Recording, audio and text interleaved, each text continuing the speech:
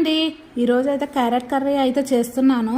వీలైనంత వరకు క్యారెట్ కర్రీని అయితే చేయను, అత్యవసరం అనుకుంటేనే చేస్తానన్నమాట.